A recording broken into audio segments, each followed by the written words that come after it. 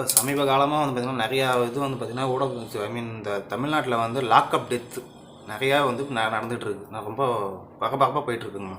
இப்போ 2020 வந்து பார்த்திங்கன்னா ஜெயராஜ் அண்ட் பெனிக்ஸ் அவர் ஒரு என்கொயரிக்காக கூப்பிட்டு போயிட்டு இதெல்லாம் இழுக்காத தேவையே இல்லை.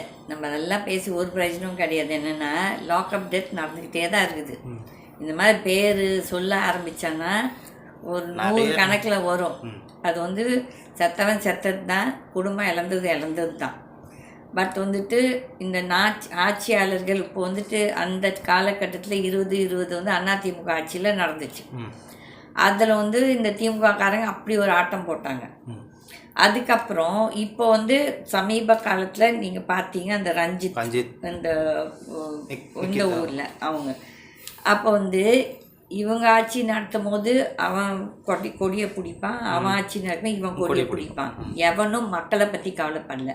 நீங்கள் இந்த லாக்அப் டெத்ஸ்ன்னு பார்த்தீங்கன்னா முக்கால்வாசி, தட் இஸ் 99.99% வந்து ஏழை மக்கள் இல்லை நடுத்தர மக்கள்.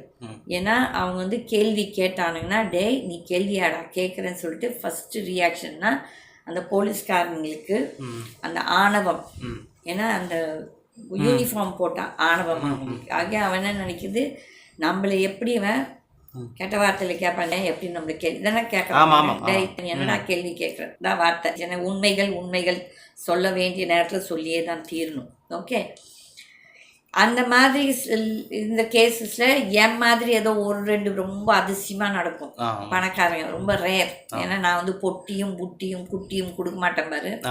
அதுகள் எனக்கு எப்பவும் போலீஸ்காரனுக்கும் எனக்கும்